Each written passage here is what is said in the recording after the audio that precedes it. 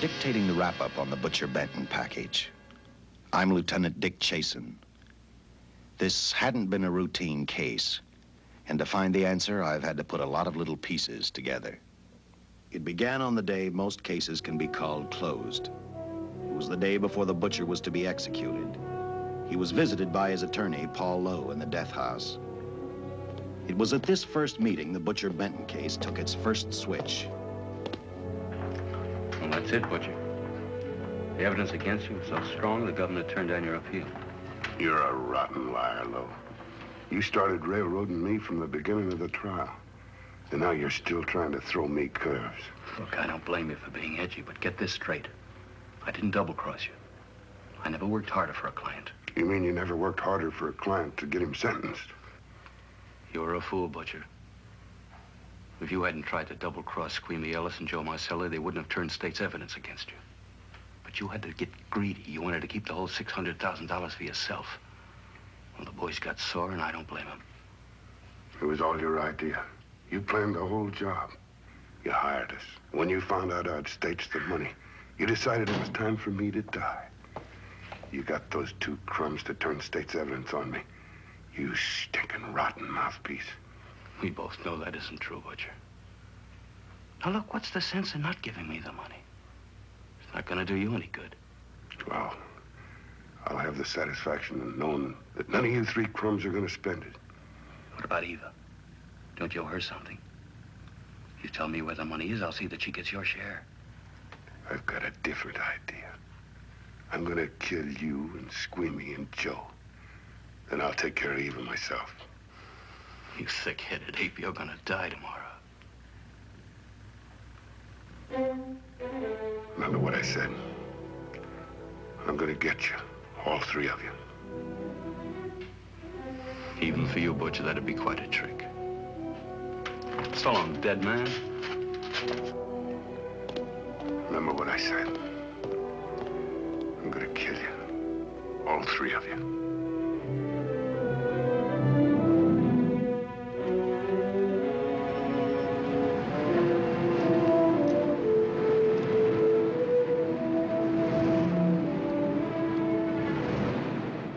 Back in Los Angeles, two men sat in a bar room listening to a newscaster tell his headline story. He played up big the butcher's threat to kill Paul Lowe, Squeamy Ellis, and Joe Marcelli for their having turned state's evidence against him. Squeamy Ellis didn't seem happy over the butcher's threat. Neither did Joe Marcelli. But they had figured, once a dead man, always a dead man. But this was one time everyone was in for a surprise, including the entire police department.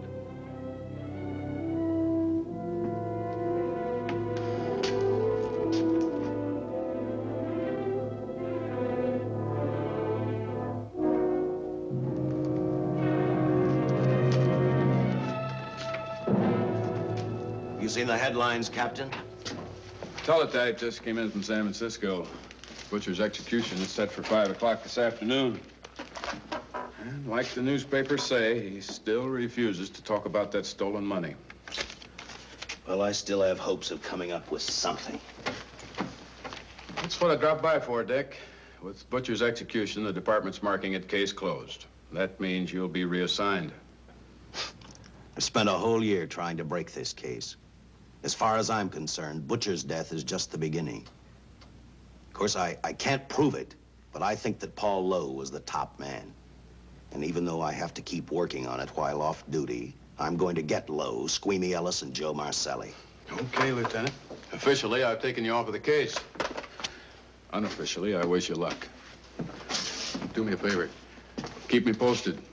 Will do. Thanks, John. I headed for Eva Martin. She worked in a local burlesque house. I'm a cop, and my job is to ask questions and get answers. So I decided I might as well start again with her.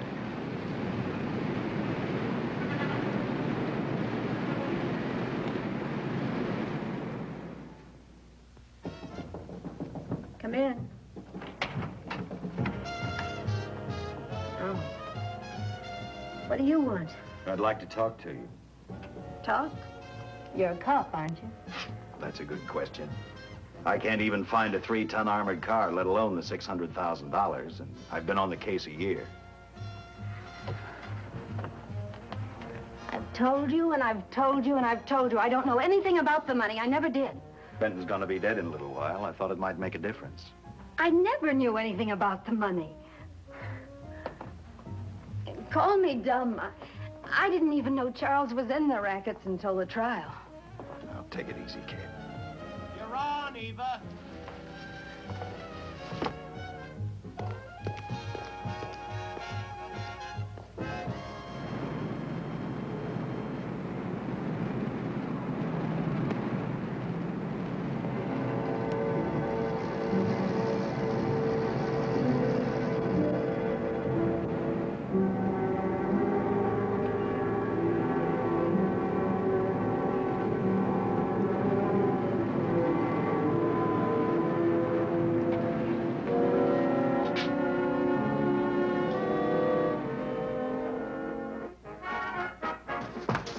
Honey, here's your wrap.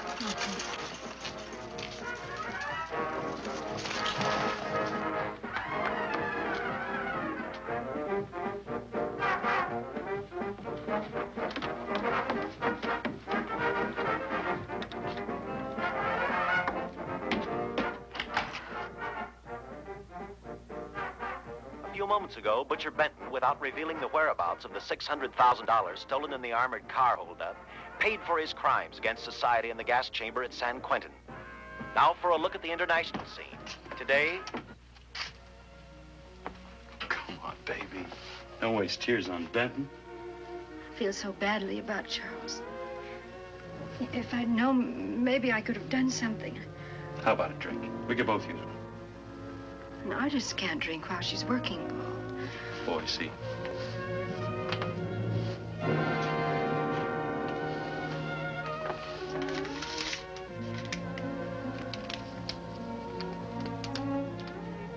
What's that? Well, now what's the matter? It's a message from Charles.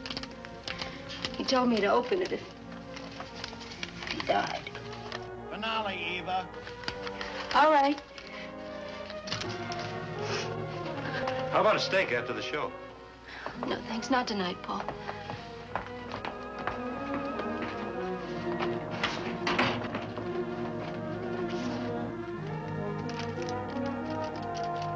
I didn't find out until much later, but Paul Lowe, in opening the letter the butcher had given Eva, found a map outlining a section of the city sewer system.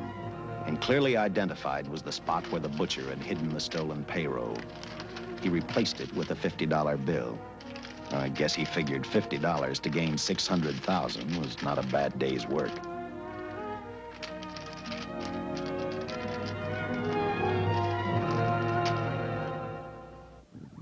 And a few hundred miles away in San Francisco, the case took another switch, which turned the next 72 hours into one long, hideous nightmare.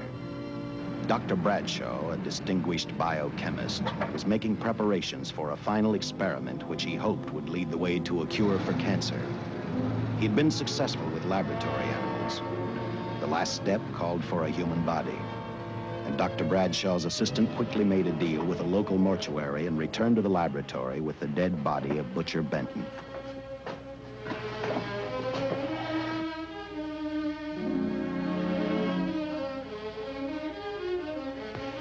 You made good time. Well, I didn't waste any. Any trouble? No, I just handed the money over and moved the body into your station wagon. That was that. Good. Get a syringe.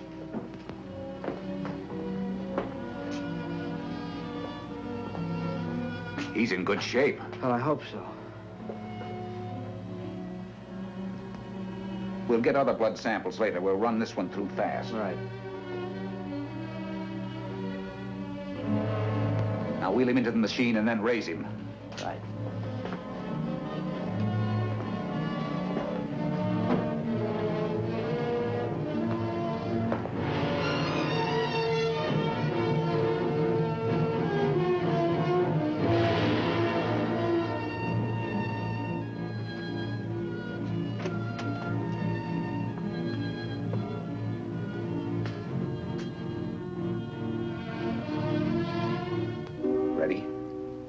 You mean you're going to give him 287,000 volts? Yes, yes. I'll get the fluoroscope set. We'll check with that before we start dissecting. Turn off the lights.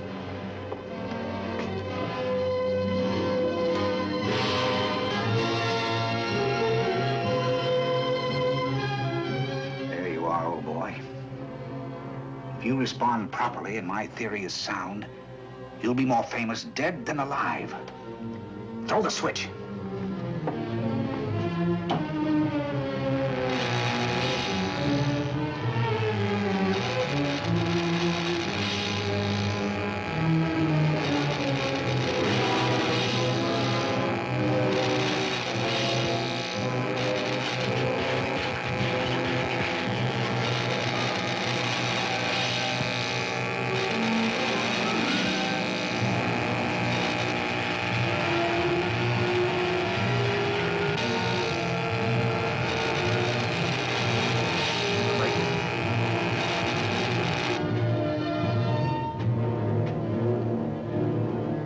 Wait, I thought I saw a pulsation of the heart.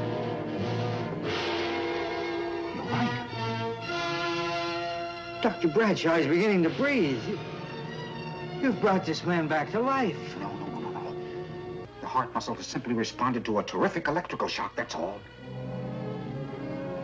Yes, but it does prove that the cells still function. Dr. Bradshaw, he is alive.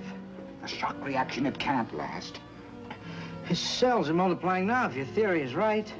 If we could keep that reaction going longer. But it's worth a try. Get the body out.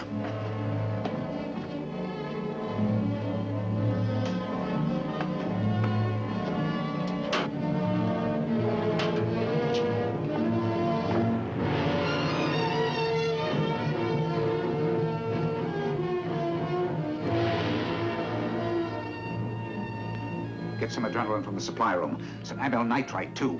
Hurry, hurry.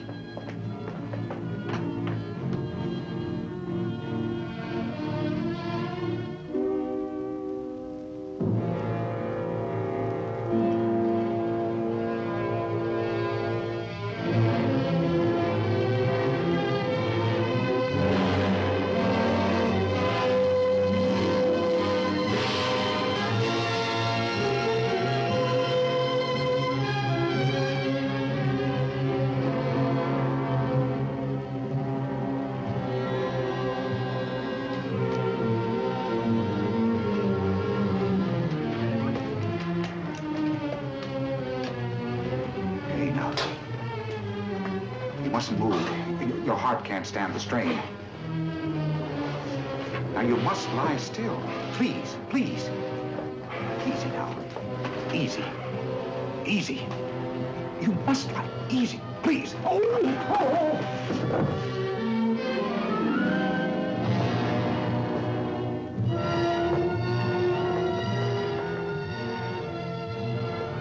Dr. Bradshaw's experiment had given life back to the butcher. He tried to talk, but the electrical voltage had burned out his vocal cords. Yet it hadn't destroyed his brain. He knew who he was. He knew who he hated.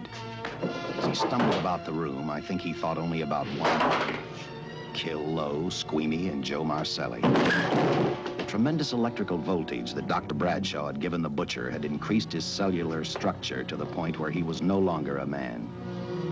Dr. Bradshaw's experiment had created a vicious, brutal animal with an almost inconceivable amount of strength.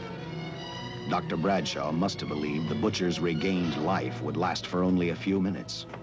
Therefore, instead of calling for help, the doctor decided to handle his creation alone. Now, easy, Benton. Just relax. I'm a doctor. I want to try to help you. Do you understand me? You're in my laboratory. The execution was carried out and you were declared dead. I tried an experiment on you and brought you back to life, although I didn't intend that. Now, you've had a great shock. Now come and sit down. Now, be quiet. Now, come and sit down. Take it easy. That's the boy. That's it.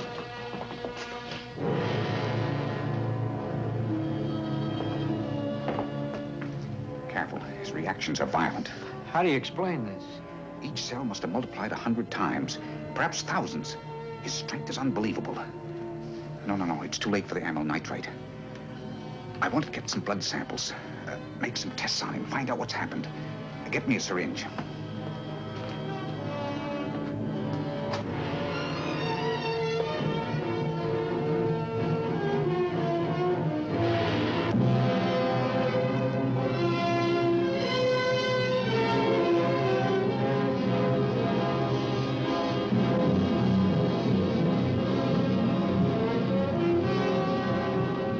Why won't the needle penetrate the skin? Tissue must be nearly a solid mass of cells. How are we going to get the blood sample? Surgically, perhaps.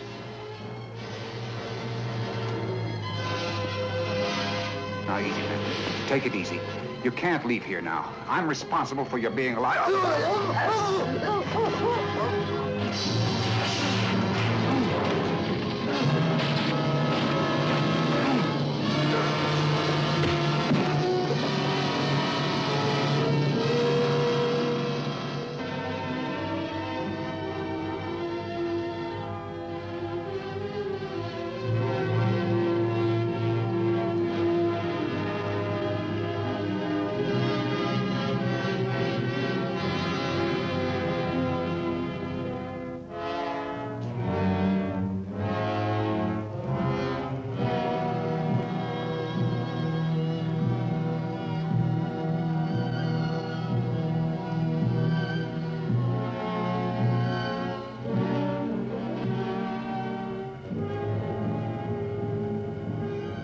Towards the end of this case, Captain Lauder and I found out the doctor and his assistant had been murdered.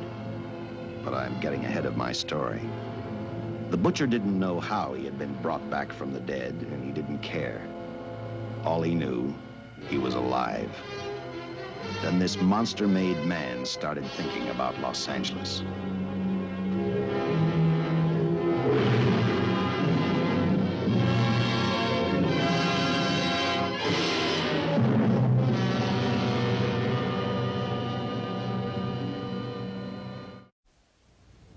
On that very night back in Los Angeles, I decided to stop playing detective for a little while. I went to the burlesque house to ask Eva to have dinner with me. After all, the butcher was dead, and if I got lucky, sooner or later, I figured Paul Lowe would lead me to the stolen payroll. In a way, that possibility made me even feel better. It's not fair to watch the show from backstage. Next time, I'll pay admission. I take it by that remark you like my routine. Yeah, you're pretty good. What I can't figure out, though, is why you stay in a place like this. It shouldn't be hard for someone like you to get a job in a class spot. If you weren't a detective, I'd be willing to bet with a line like that your next remark would be, how about dinner? Well, not exactly dinner, but a hamburger might be a good idea. If you're asking in an official capacity, I can't say no. I'm off duty. For the past 6 months, all I've ever called you is Lieutenant Chasen. Do you have a first name? Uh-huh. Dick. Give me 10 minutes for a quick change, because you just made yourself a date, Lieutenant. I mean, Dick.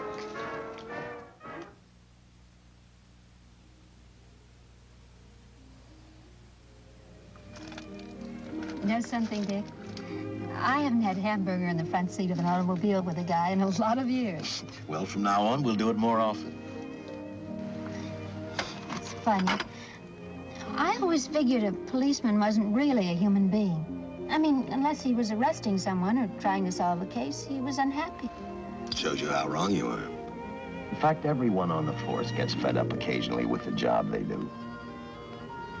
Maybe we're more human than anyone else. We see so much trouble, we get to hate the word. But as long as the world's filled with people, there'll have to be men who enforce the laws. What made you join the department? Now who's making with the questions? No, honest, I'd like to know. Well, it's really a very short story. When I got out of the Air Corps, I knocked around for a while. Then I went to work for an oil company. One day, I went back to college on the GI Bill. Just before graduation, I noticed all about the police department exams. Seemed a pretty good thing to do with your life, so I took the exams, passed, then went on from there. If I ask one more question, will you give me a straight answer? Try me. Am I still part of the Charles Benton investigation? I mean, right now. I don't think so. As far as the department's concerned, when Benton was executed, the case was marked closed. But inside of me, that's not good enough. I don't follow you. Well, the $600,000 is still missing. And a fast-talking underworld lawyer like Paul Lowe is walking around a free man. Someday, no matter how long it takes, I'll get him and the money. Until I do, the Benton case for me is not closed. I give you my word, Dick. Charles Benton never told me anything about the money. Oh, I've been sure of that for a long time. But how did you ever get mixed up with anyone like the butcher? As trouble ever started, just happened. I had a roommate who used to date Benton all the time. One day she packed and left for Chicago. Benton carried a torch for her, and he used my shoulder to cry on. First thing I knew, we were having dinner together, and a few weeks later, I was labeled by the police as this #1 suspect and Benton's girl. But it was never like that. I made only one mistake. I felt sorry for him. You mean, until he was arrested for the robbery and the killing, you had no idea how he earned a living? I know this is going to sound crazy, but I only went out with Benton a couple of times. And all we ever talked about was Madge, my old roommate. The last time I saw him, he tried to get too friendly, and that's when I told him he had the wrong girl. But like I said, I'd already made my mistake. What about the burlesque house? How do you two fit together? You sound like a lot of other people. I left a small town a couple of years ago because I won a beauty contest, and the first prize was a screen test. Da, da, da, da. After which, nothing happened? That's right. Only, it was pretty rough. And then one day I read an ad about girls wanted for a burlesque show. I auditioned and I got the job. You know something? It's like any other job. If you're looking for trouble, you can find it even in a schoolroom. Well, when the screen test didn't work out, though, why didn't you go on home? Well, first you have to have a home to go back to. My folks are dead, so Los Angeles was as good as any place else. I don't know about you, but I do 8 shows a day, and at this hour, I'm bushed. I know what you mean. Mind if I drive you home? No. And I'll tell you something else. I haven't minded anything about tonight. Not even the hamburger. I kept playing tag with Lowe. He made 4 telephone calls. 3 of them didn't interest me, but one did. The one to Joe Marcelli. I watched Joe head for his meeting with Lowe, and for some unknown reason, I began to get the feeling that this case was finally about to explode in my favor. You see what I mean? Well, look at that, will you? I seen him stagger on 2 legs, but he's doing it on 4. Shut up, you flea bag. Well, look who's calling names. At least I ain't a squealer, a stoolie. I warned you before. All right, Harry, that's enough. I'll take care of him. I want to talk to him. Okay, Mr. Lowe. But any future business you've got with this psycho, take care of it upstairs in your office. If he keeps showing around here, sooner or later he's going to get slugged, cripple or no cripple. All right, shut up, Joe. Sit down.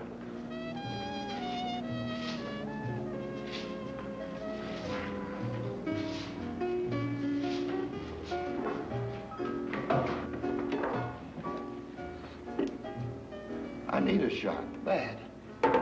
You'll get one after I talk to you. You sober enough to understand? Yeah, I run out of dough. No wonder. Look at you. You used to be the best torch man in town. Now I don't think you could crack a safe if you knew the combination. No jobs. Nobody wants me since I turned states on Benton. That's your doing. You told me. All right, quit crying. I got a job for you. If you can stay off that stuff long enough. You know I can if I've got a job. How much? What is it? It's $2 grand in it for you. Where? Right near where he pulled the job. Interested? $2 grand ain't much out of 600,000. There'll be other expenses. Besides, that money's plenty of. Now, you want it or do I get another boy? I'll do it. How soon do you want me to go to work? Set it up for tomorrow night. Call me before noon. I'm going to the races. 1.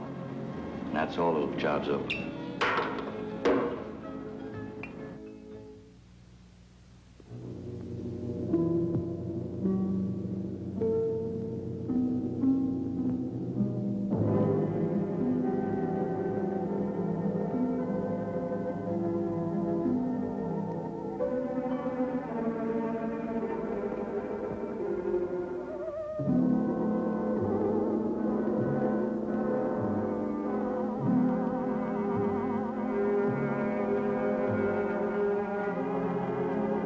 The butcher was walking slowly toward Los Angeles. He'd traveled through wooded hills to prevent being seen by anyone. Finally, he came to a quiet road. He stopped to get his bearings. And then he saw her, and he saw something else. An automobile. For the butcher, that rang a bell. With a car, he knew by the next afternoon he'd be in Los Angeles in plenty of time to catch up with the 3 men who had double-crossed him.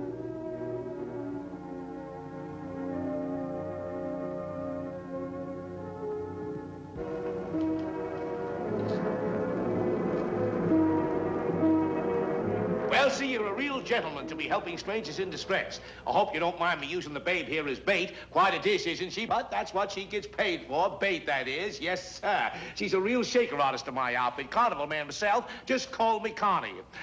Yeah. Well, friend, we're in a little bit of difficulty here. Got a flat tire, brand new car, no tools in the back. Why, some of these dealers make my carnival grifters look like babes in the woods.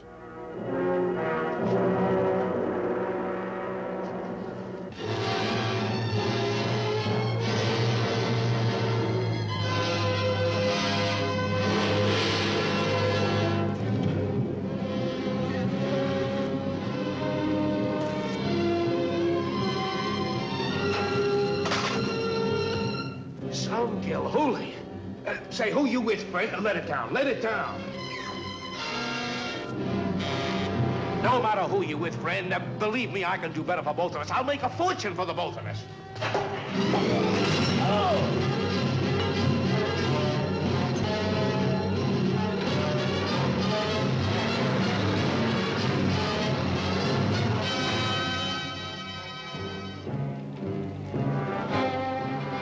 An hour later, the San Francisco Police Department sent out an APB.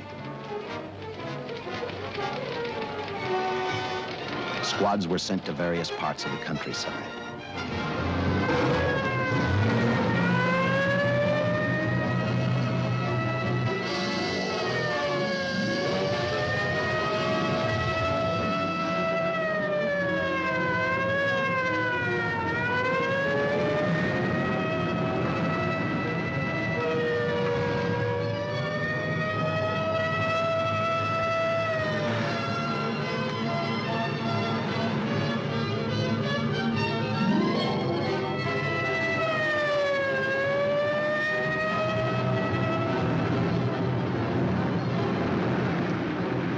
Roadblocks were thrown up to catch the cold-blooded killer the hysterical girl had described.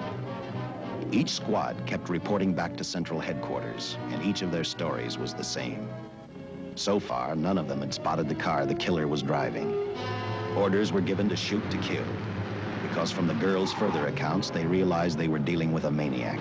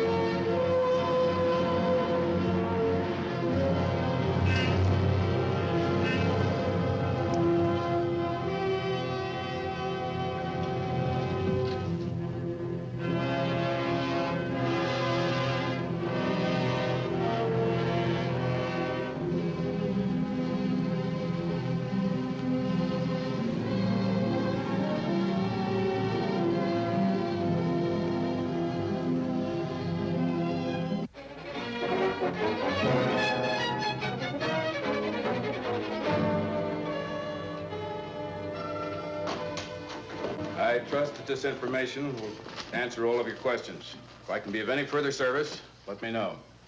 Sincerely, J.I. Louder, Captain Police, L.A. Here's another all points from CHP, Captain.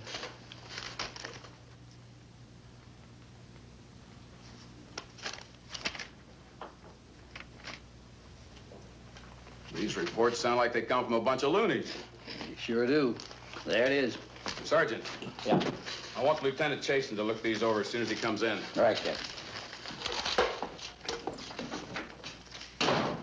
The next morning, I read the stories of the brutal murder of the 2 police officers. I also read the witness's statement about the bullets having no effect upon the killer.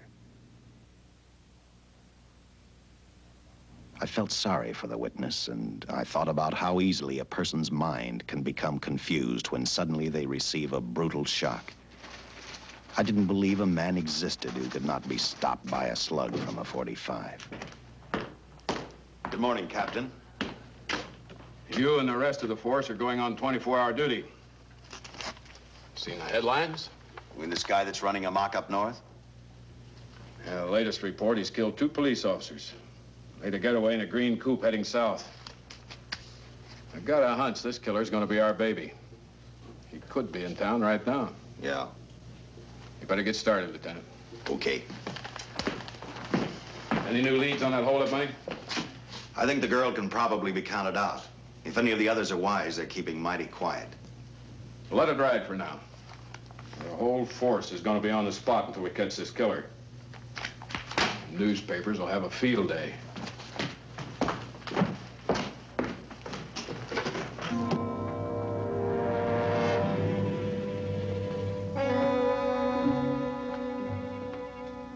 We were wrong about 2 things. The killer was already in our city, and we didn't know he was Butcher Benton. He headed straight for Eva Martin. He went to her dressing room to get back the map he had left in the envelope with her. He wanted first to check his money, then catch up with Lowe and the others.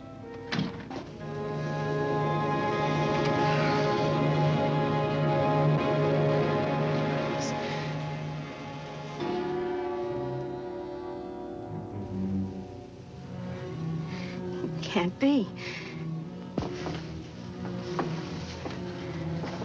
But you do look like him. Only different somehow.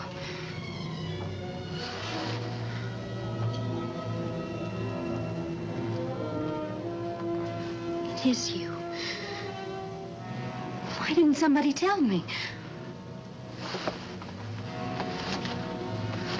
What's happened, Charles? Those look like bullet holes. Are they?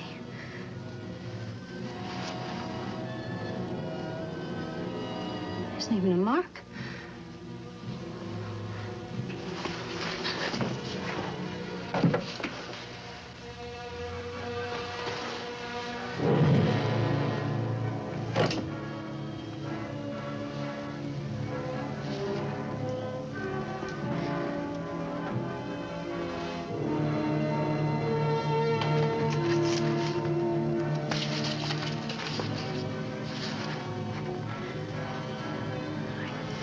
I opened it like you told me. I found the $50. I didn't know why he left it. Paul didn't know why he was here.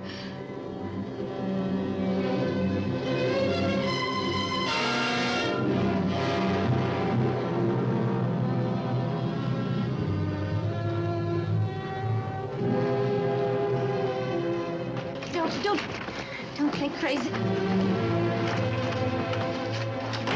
The name of Paul triggered his hate. He left her dressing room and started for Squeamy Ellis and Joe Marcelli's place.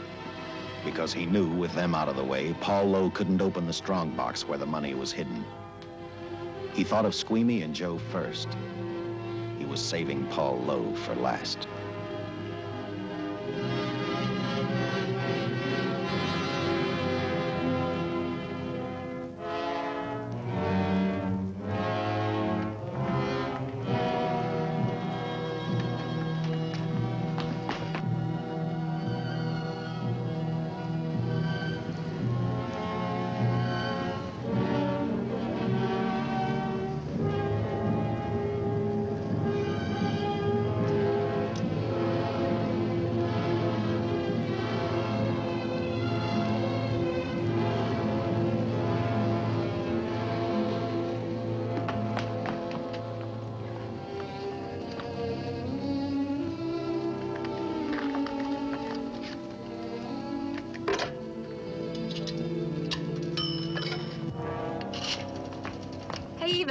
borrow your eyebrow pencil?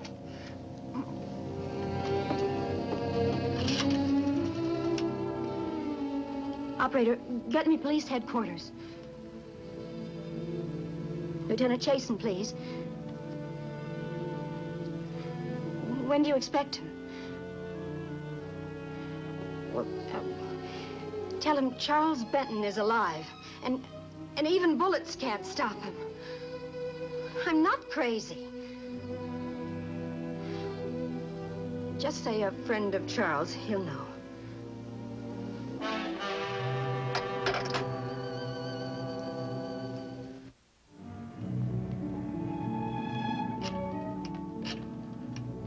After leaving a message for me, Eva telephoned Squeamy Ellis. She tried to tell him the butcher was alive and on his way over to kill him. Squeamy didn't believe her, and in a way you couldn't blame him. Who in their right mind would believe a man had returned from the dead? What Squeamy actually believed was that the butcher, before his execution, had hired a killer to carry out his threat.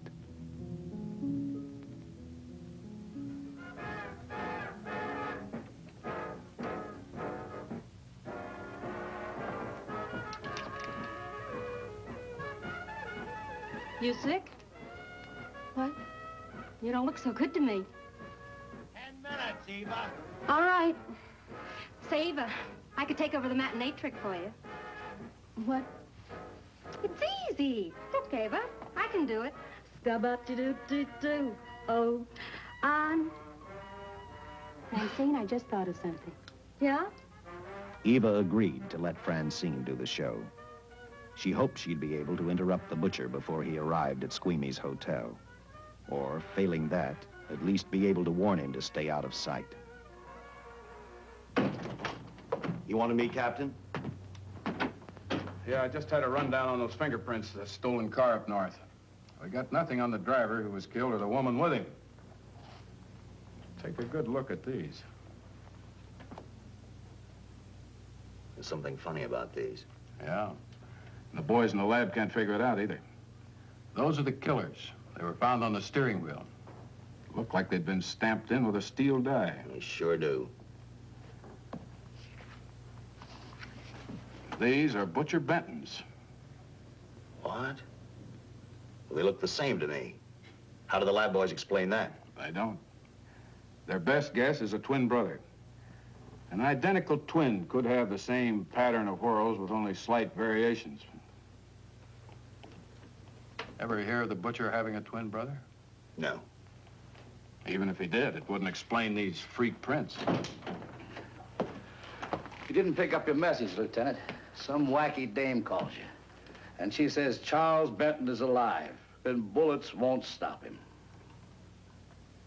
If we buy the twin theory.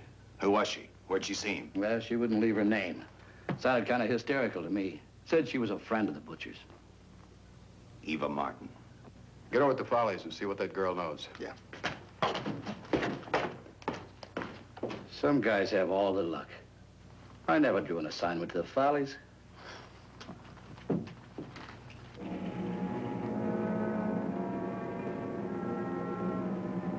Meanwhile, the butcher headed for Squeamy's hotel. He didn't seem to be in any particular hurry. Actually, he seemed like any normal person, on his way to work or on his way home.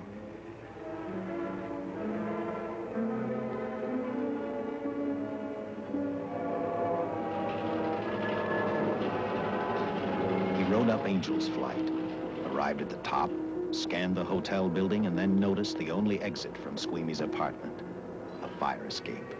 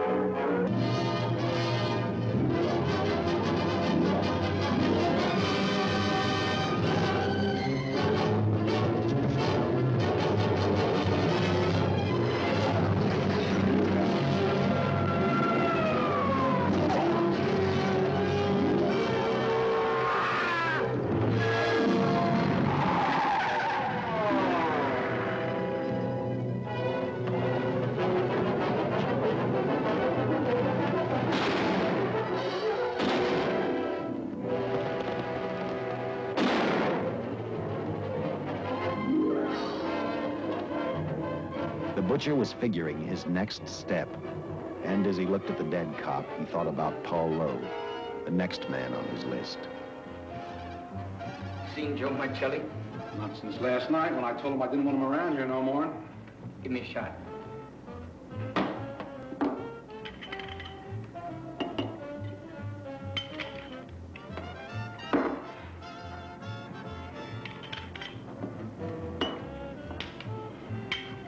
Look, I need help.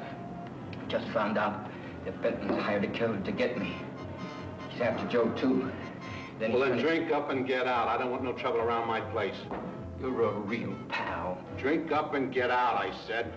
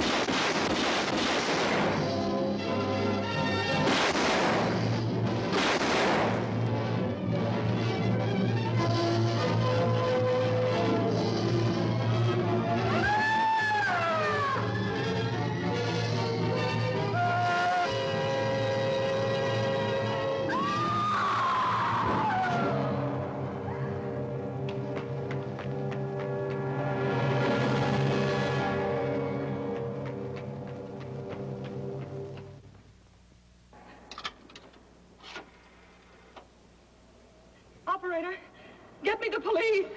Police! Yes!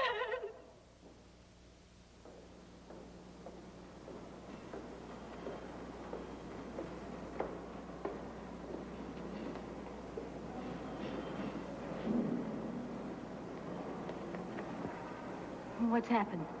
A guy named Squeamy got thrown from the 5th floor. He's deader than a mackerel. Customer of mine. You mean Squeamy Ellis? Yeah, that's it. Just Squeamy. No one else was killed. Ain't one enough?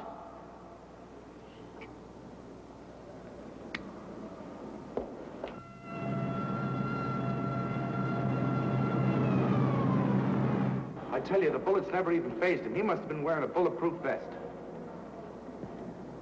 God help us when the papers get a hold of this. Keep an officer on duty here till you hear from me. We'll get a stakeout on Joe Marcelli. I'd like to talk to Joe. Lauder, I'm going to call San Quentin. Suppose Benton is alive. Every available man's been put on the case now. Yes, sir. All right. All right. Anything new? Report on Dr. Bradshaw, owner of the station wagon. The San Francisco police located his laboratory in the basement of an electrical power receiving station. Bradshaw, what's he know? He's dead. And another man, too, his assistant. The lab is a shambles. But now we're getting some action from San Francisco. Benton's body never arrived at the mortuary where it was supposed to go. An attendant there finally broke down, admitted he picked up some quick cash by handing the body over to a man he was unable to identify. The man was driving his station wagon. Blast it, man. The chief's on my neck, and the commissioners are on his, and the mayor's on theirs. Now, am I supposed to tell them that our killer is a dead man?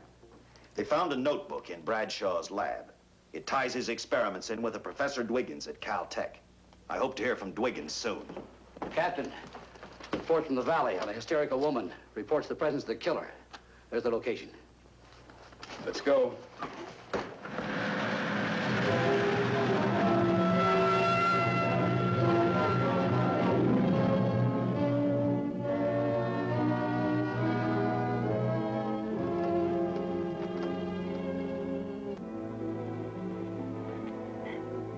You and your boyfriend had a little fight, and he got out of the car to take a walk.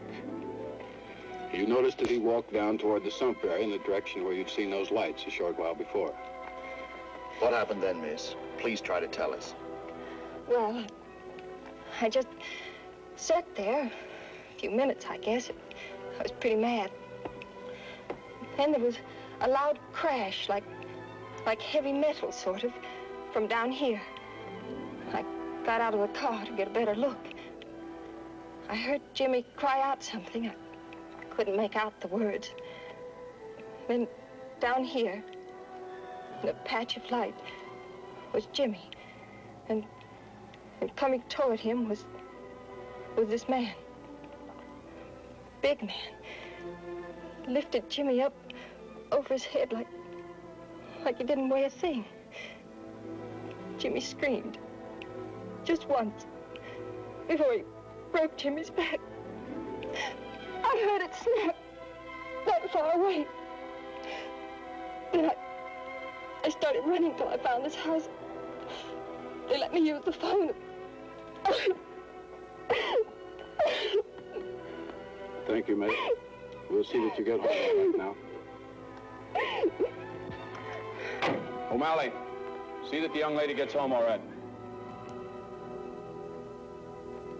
Paul Lowe, while driving to his office, heard a radio commentator report the murder of Joe Marcelli. And what shocked him most was when the broadcast identified the killer as possibly being the butcher. Lowe headed straight for Eva Martin at the Burlesque Theater. Oh, you gave me a start, Mr. Lowe. What are you doing here? Where's Eva?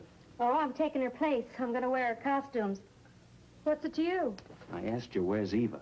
Hey, don't get physical. Well, watch your tone of voice, Buster. I told you. Little Eva isn't here. I could see that for myself. Where is she? She's at police headquarters. That's where she is. Yes, sir. No, sir. Captain Lauder's still with the mayor. The killer dropped out of sight. He was last seen in the Hollywood area. Yes, sir. We know he's dangerous. Every angle's being covered. Yes, sir. I'll tell him.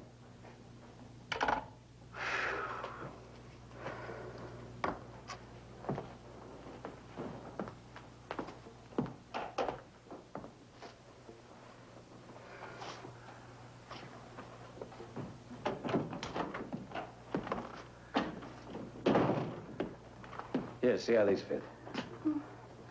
Low heels.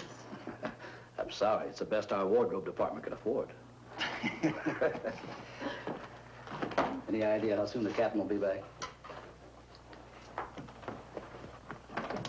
Now, look, I'm going to see the captain if I have to wait here all night.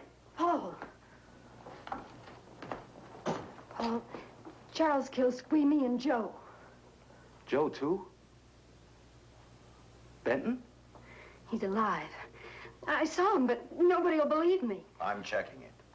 My guess is whoever killed them is on the trail of the money, Lowe. Now, maybe you better start talking if you know anything about it. I don't know anything. Did the butcher have a brother? No brother. It was Charles. I saw the tattoo on his arm.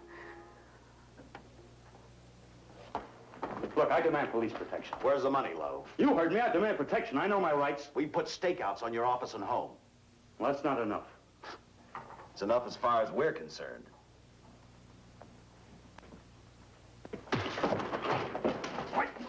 Are you gonna book me, Sergeant? Dan, throw away the key.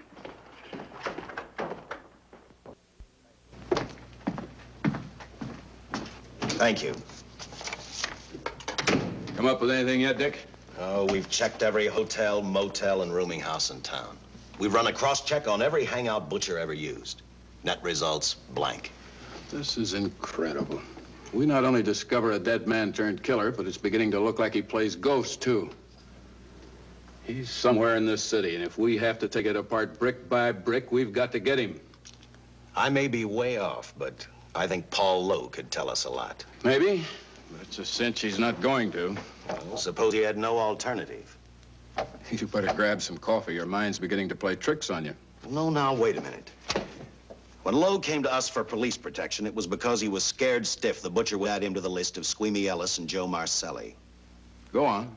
It figures, too. When he slugged the sergeant, he knew we'd book him right away. Oh, this Lowe's a pretty cute character.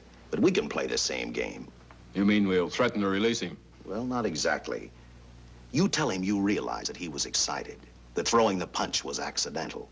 Tell him we're not going to make a charge, that he's completely released. Lieutenant, you know we can't do that. Lowell made his first mistake when he hit the sergeant, and that'll get him a year. As far as the department's concerned, at least it's a small victory.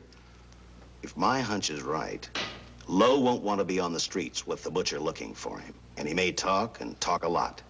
Enough maybe for us to get rid of him permanently. Even lead us to the Butcher. If he's frightened enough, that might work. But if it doesn't... No, Dick, I'm not going to release him. I want him out of my way so bad I can taste it, but not bad enough to be responsible for getting him killed. The good thing about that, Captain, is the fact we know it, but Lowe doesn't. Let's give it a try. All right, Lowe. Come on out. I think you'll find everything in there. You're free to go, Mr. Lowell. Wait a minute. Who do you think you're kidding? You arrested me for assaulting an officer. Court, I'll plead guilty. With luck, I might get off with 6 months. For a lawyer, you're forgetting a very important point. If no charge is made, there's no trial. It was a tough day for everyone. We figured your nerves were on edge, and when you threw the punch, you didn't know what you were doing. I've squared everything with the sergeant. It's all over, all forgotten. Yeah? Why'd you bring a stenographer? Simply because I wanted a record of our conversation at the time of your release. Okay, Lowell, let's go. Oh, wait a minute. Once out on those streets and I'm a dead man. You let me go, you'll be responsible for murder. Oh, come off it, Lowe. You're imagining things. You know the Butcher threatened to kill me. You set me free, he'll do it. Well, that's just a risk we'll have to take. But the way I look at it, Mr. Lowell, you'll be okay. Look, Captain, I'll make a deal with you. You keep me here and I'll tell you how to recover the money. Maybe even catch the Butcher. No deals, Lowell. You'd probably tell us anything just to stall for time. Come on, let's get out of here. Now, wait a minute. All right. I'll tell you the truth. Start taking this down. I, Paul Lowe, hired Butcher Benton, Squeamy Ellis, and Joe Marcelli to pull off the armored car holdup. And then Lowe continued with his confession. He told us about finding the map. He showed us the exact location of where the Butcher had hidden the stolen payroll. And he gave us a most important answer. The explanation as to how the Butcher was able to elude detection. His means of escape was the sewer system beneath our city.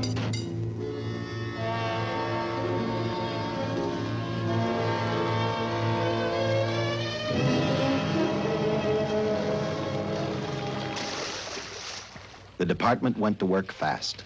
Every police squad in the city was detailed to cover a specific area. Every entrance and exit to the Los Angeles city sewer system of 700 miles was covered. Captain Lauder and I, along with several other squads, headed for the entrance where, according to the map, Butcher had hidden the money. Our job was to stop him, and that made me think of one specific question. When we found him, could this monster be stopped?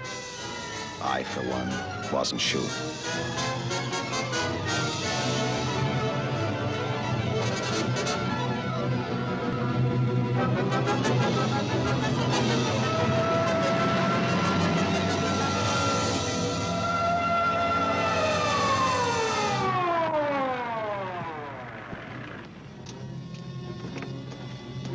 Everything all set, Lieutenant?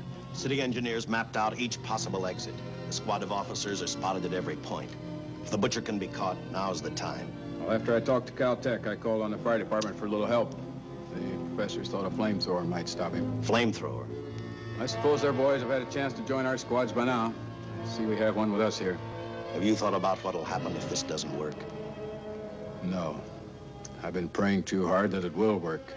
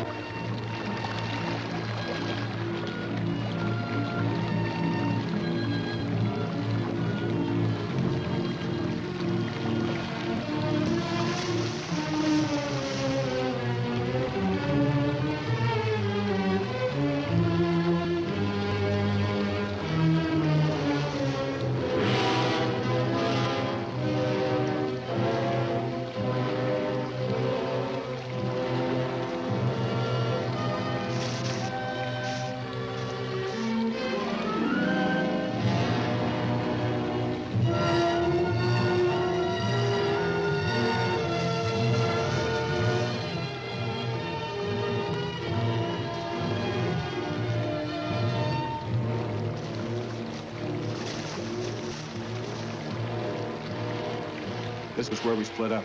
I'll go straight ahead.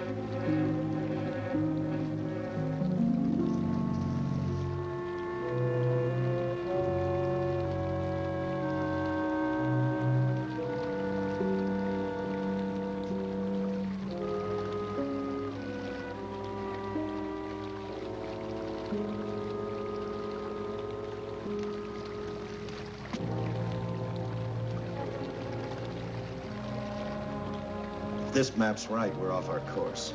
We'll have to backtrack.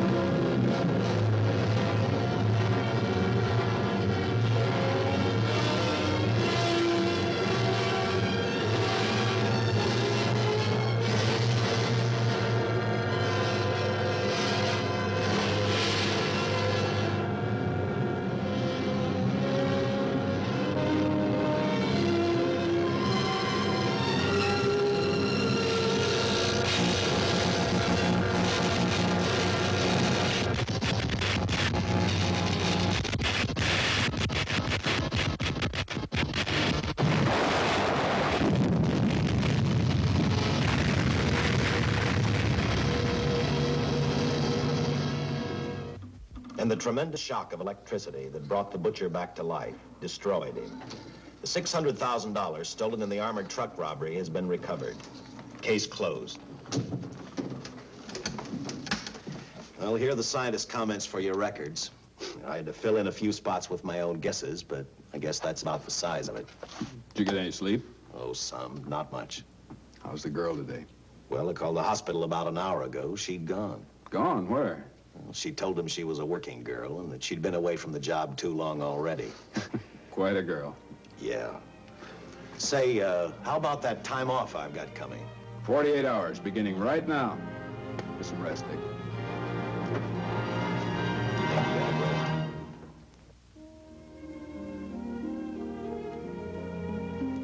You know something, Dick? The past 72 hours seem like a bad dream. That rest in the hospital today really gave me a new lease on life. Now that it's over, I can't believe it actually happened. The important thing is to remember, it is all over. I suppose you'll be assigned to another case. Now I'll have to give up hamburgers in the front seat of the car for steaks in a restaurant. No. I've thought about that. In fact, I decided to do something about it. I started by talking the captain into a short holiday, and just about an hour ago, I got you fired. What? What did you do that for? I figured that being my wife would take up all of your time. Even if I wanted to say no, I couldn't. You're not supposed to say no to a detective. I figured that, too.